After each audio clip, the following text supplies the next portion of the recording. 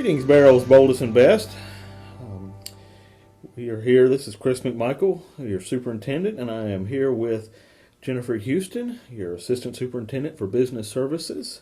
And it's time for our annual budget rundown, and so we want to go ahead and get started.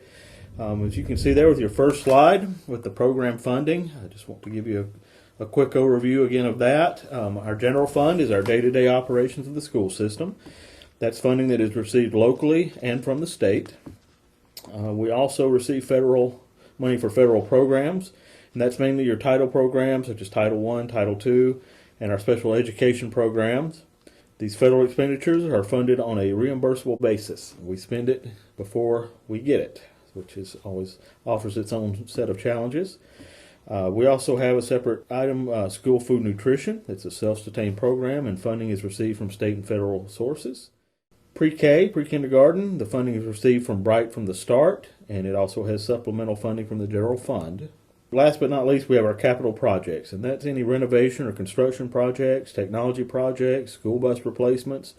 Funding is received from the state for renovation and construction projects. Local option sales tax collections are used for renovations, construction projects, technology projects, and school bus replacements, and that is basically your eSPLOST.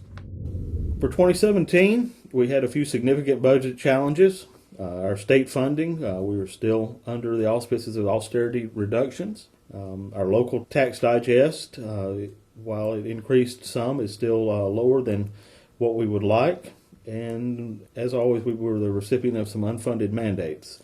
For one there, the teacher retirement system at 14.27%. That's something that the system is mandated to cover with no money coming from the state to cover that. Transportation is budgeted to cost the system $7.1 million for this year, but the state only funds $1 million of that, so we have to pick up the rest of it. Local districts must provide our educators with 12.5 sick days per year, but the state only pays $150 per employee per year, so we have to pick up the rest of that. And then our classified health insurance has increased from $746 per employee to $846 for the 6 months of this year, and that's an additional $286,600 that we had to pick up. So, as you can see, there's a lot of things that go into the budget, and a lot of challenging pieces we have to juggle to make everything work. Jennifer? We're going to look further into the QBE, the state funding. QBE is the state's educational funding formula based on a 1985 law, the Quality Basic Education Act. 90% of the QBE funds are allocated based on student enrollment, and 10% is on the number and size of our schools. QBE covers approximately 70% of general fund expenditures. The district relies on property taxes to cover the remaining amount. School systems have few options other than raising the millage rate to increase local revenue, which is never a popular thing to do. QBE does not provide funds for Social Security, which is 6.2% of our taxable salary, and workers' compensation insurance.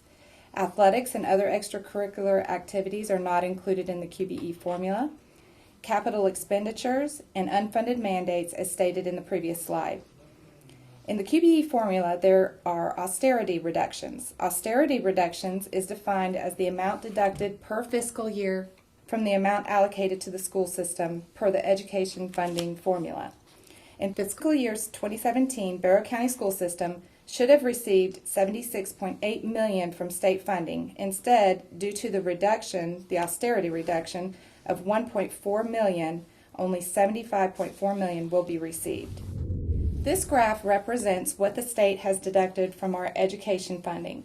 In fiscal year 2010, it was as high as $10.7 million, but thankfully it has declined and is currently at $1.4 million for 2017. The decline in austerity cuts is due to the improving financial status of the state.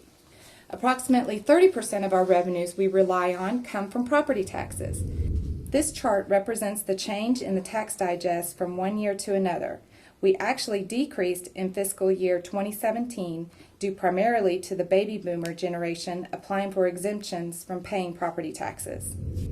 In combination with the tax digest, we have a millage rate that has remained at 18.5 mils, which translates to 0.0185 cents, or approximately 2 cents of every dollar of that tax digest is given to the school system.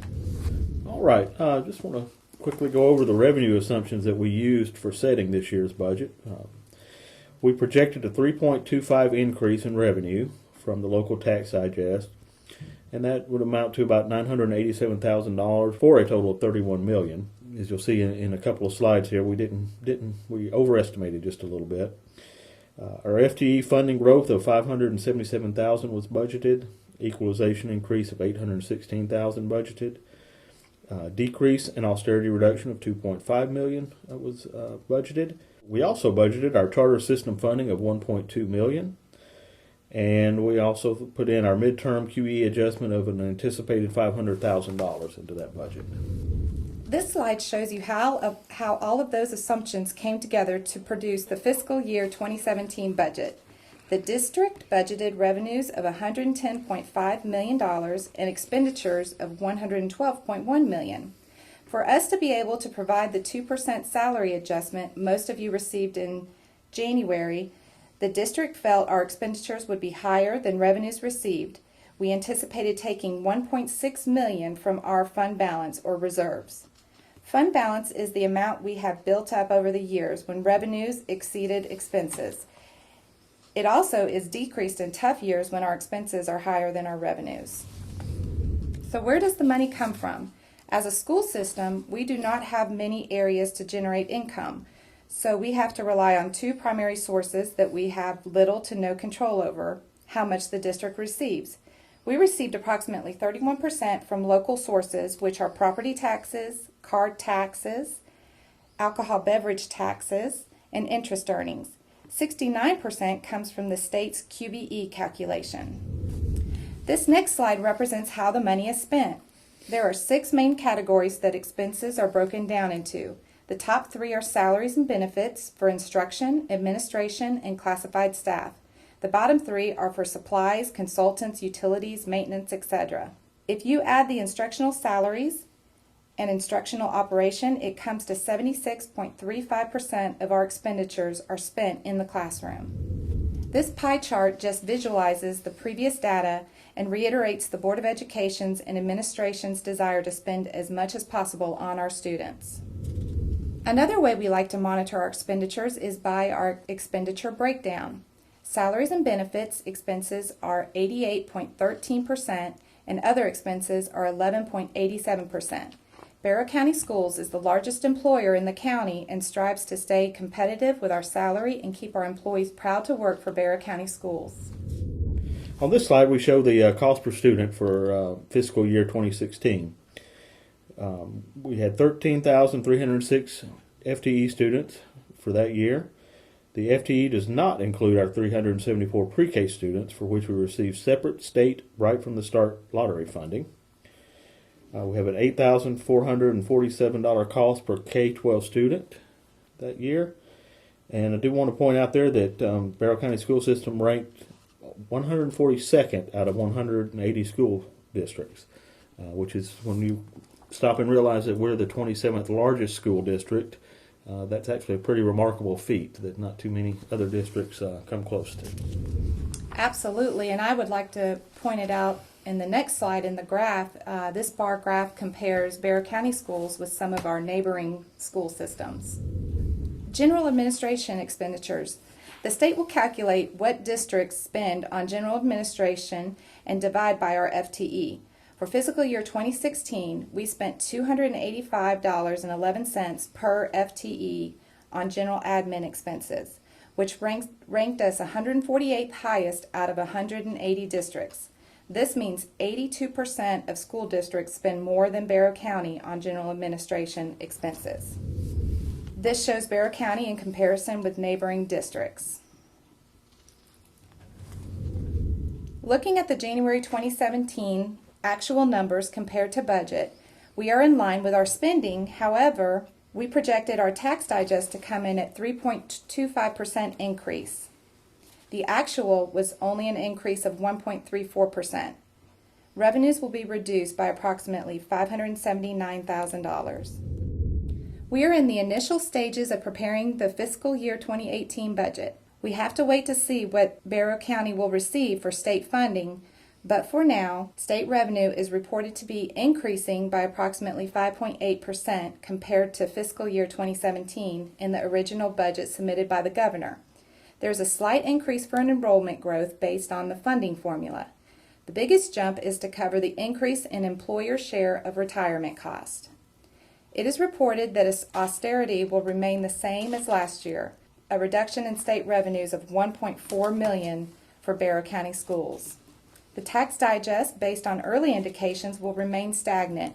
There is some growth in Barrow County, however, the exemptions on property tax are reducing that addition to our tax digest. There is currently a $100 per month per employee increase in the state budget for the system cost of classified health insurance. There is currently a 2% pay raise for teachers in the state budget.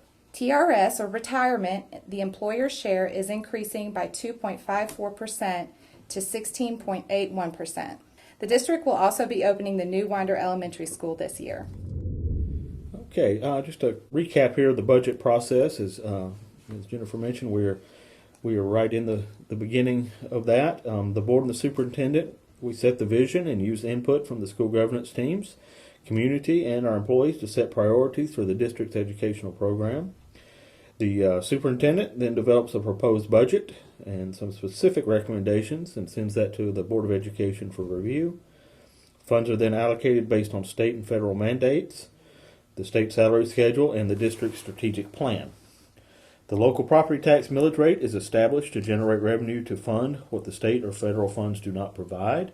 And as Jennifer mentioned earlier, that is held steady for the past many years, and we don't foresee that being changed this year. And then the Board of Education must approve a balanced budget by July 1st, which is the start of our fiscal year, or pass a temporary spending resolution. And on this slide you see we have set up a calendar of budget meetings, and I won't read all those to you, but we do have 2 community meetings to kick it off, one at Appalachian on April 10th and one at Winder Barrow High School at April 13th, and we urge anyone that has any other questions or would like some more further information to attend one of those 2 community meetings. And then you can see the dates for everything else right up into the board approval of the 2018 budget in June. Thank you so much for spending a few minutes with us as we walk through that. And again, if you have any questions or comments, please attend one of the meetings or contact any of us up here at the PDC and Business Services or the Superintendent's Office. Y'all have a wonderful day.